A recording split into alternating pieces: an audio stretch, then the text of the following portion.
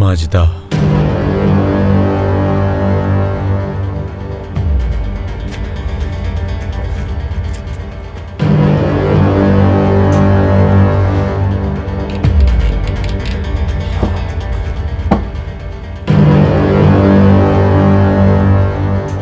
माजिदा के सर में सब कुछ छुपा हुआ है।